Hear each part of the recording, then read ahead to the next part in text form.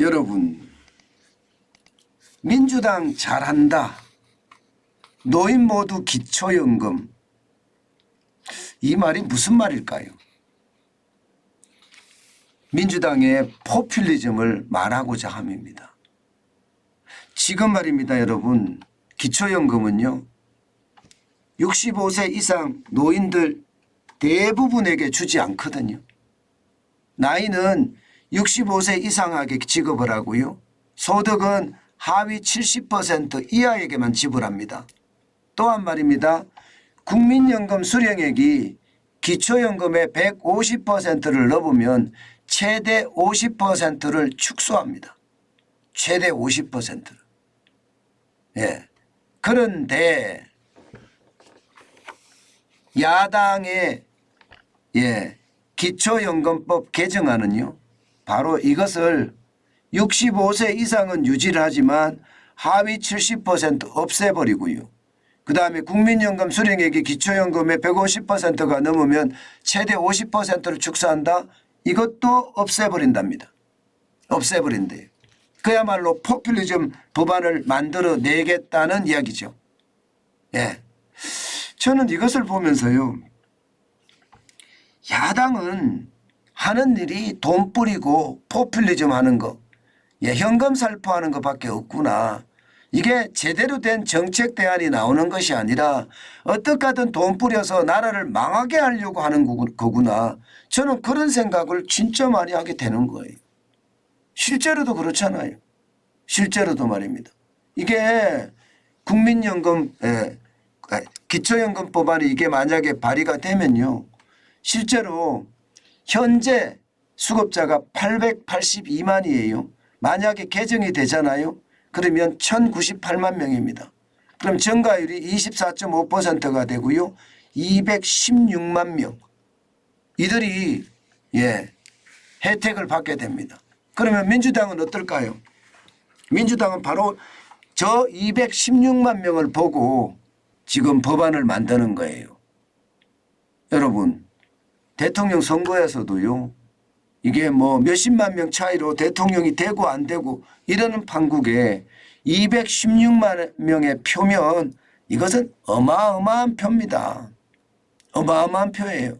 그러니까 어떻게 하든 저 216만 명을 잡겠다, 그런 뜻입니다.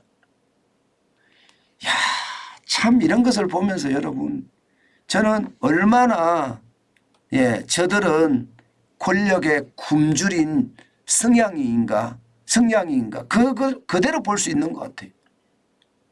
나라 미래나 국가 미래는 안중에도 없습니다. 문재인 대통령 때부터 표라면, 쉽게 말하면 죄송합니다, 이런 표현 쓰겠습니다. 똥이라도 먹을 것 같습니다. 이야, 참 창피하고 창피하네요. 이렇게 되면 여러분, 나라 예산 어떻게 되는지 아세요? 여러분 보세요. 저렇게 됐을 때 추가 재정 소요가 2024년에 3조 5천억 원이 늘어납니다. 그리고 2025년에는 7조 6천억 원이 늘어나고요. 26년에는 9조 9천억 원, 27년에는 10조 5천억 원, 그리고 28년에는 11조 1천억까지 늘어나게 되죠. 이렇게 되면 기초연금에 들어가는 돈만 말입니다.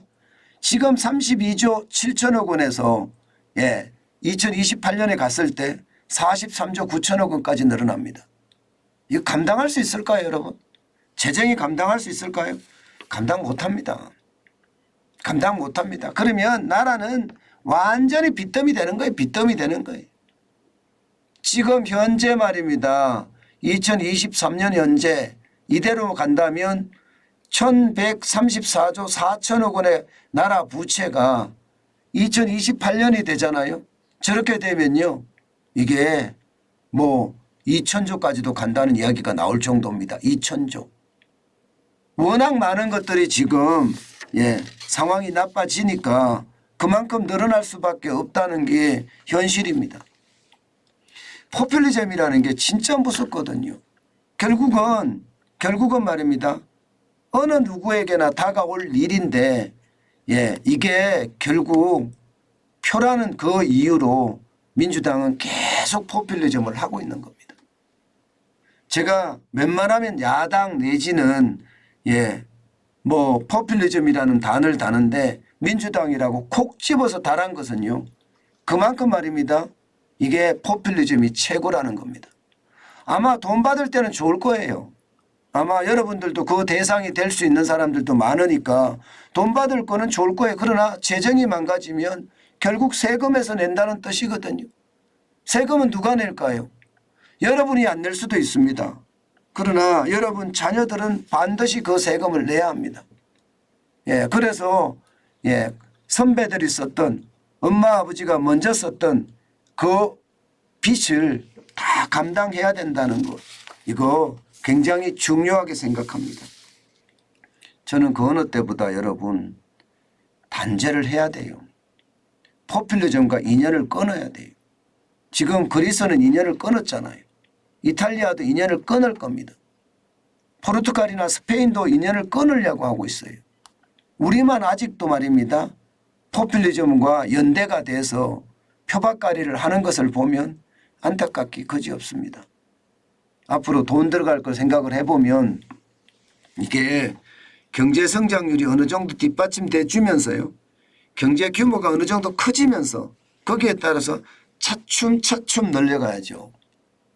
그래야지 경제에 충격을 주지 않고 경제가 더 커지는 거거든요.